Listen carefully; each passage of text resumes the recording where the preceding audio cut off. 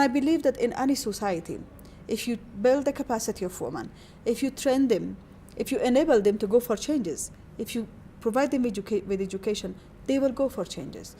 Because it's a country that is having the worst social indicators in the world. Afghanistan is the worst place to live as a mother, and as a woman. So I think these women deserve to have a basic rights, like, perhaps you had it in your countries hundreds of years back. Fawzia Kofi is one of 69 women in Parliament, 30% of the total members. She says she's happy with some of the gains Afghan women have made, especially in politics. But she's also fearful of what the future will bring. First of all, we are going to lose everything that we have gained with international community support. Second is that women's rights are easy to compromise. It's very easy to compromise those women that they don't create trouble, those people that, those inhabitants that cannot give you trouble. Leaders can always ignore them.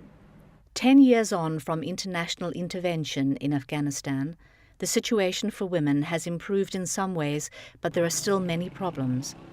90% of women face some form of domestic violence, and fewer than 15% are literate. They're still subject to forced marriages, rape goes unpunished, and they have no economic clout. But human rights groups banned under the Taliban are gaining ground. Christian Aid works with its Afghan partners to bring international attention to the voices of women.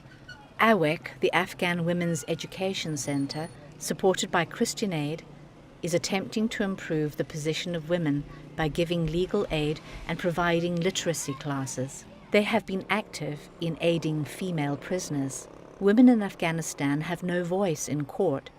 They're often not even present at hearings. So working inside a prison is very much important. And when I first started to work inside the prison, it was 2004, because women inside prison are the most vulnerable people, because when women were sent to prison, it's not acceptable back by the society and also back by the family. We wanted to help and support women inside the prison, how to prepare her for the future. These are the problem, and also women are not educated to understand how to defend themselves. Most of the time they were accused for some of the crime, which they were not involved. One thing. Second is most of the crime which wasn't crime, even wasn't defined as a crime inside the law. For example, running away from home, especially from forced marriages. Nozeni Izatullah was accused of running away with her boyfriend and given 5 years in jail. She was 15 years old. Her boyfriend was released after 7 months.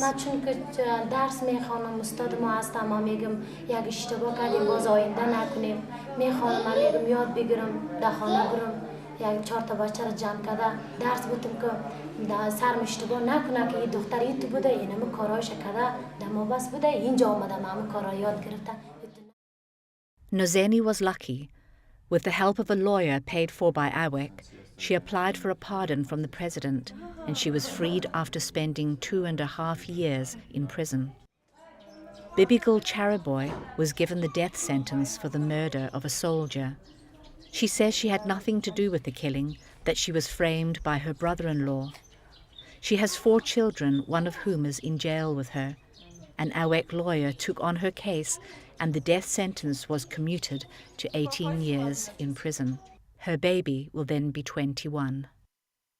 Christian Aid not only supports international advocacy of Afghan women's rights, it also works with communities in the much poorer rural areas of the country. An NGO supported by Christian Aid is the Afghan Women's Network.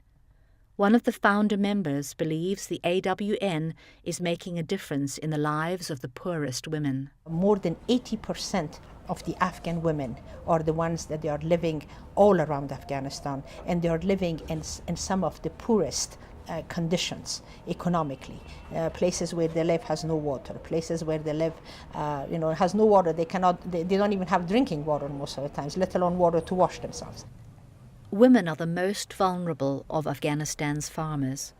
Christian Aid's partners have targeted female farmers, providing greenhouses and goats, feed and training in animal husbandry. Silkworms were given to 2,000 vulnerable women, enabling them to make silk and provide for their families by weaving and selling cloth. In Herat, a group of women have been given training in the processing of tomatoes. They buy the tomatoes from local growers and liquidize them.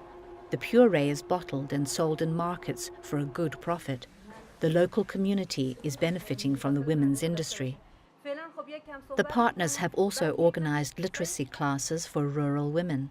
Fewer than 2 in 10 women can read and write, and this marginalizes them in all ways. But encouraging literacy and improving the chances of female farmers might yet prove futile. Women's groups fear that a resurgent Taliban may turn the clock back on fragile gains. An international conference about the situation in Afghanistan is to be held in December in Bonn. There is a danger that a compromise will be made and a solution found that will take women's rights back to where they began. Within 10 years, we got lots of achievement, which we, especially after the civil war in this country, and especially after 5 years of government of Taliban, which women were absolutely excluded from social and economic and political life. So that's important, that how to invest more on our achievement, but not to be disappointed and just go for any kind of solution, which will not be sustainable and long-term solution.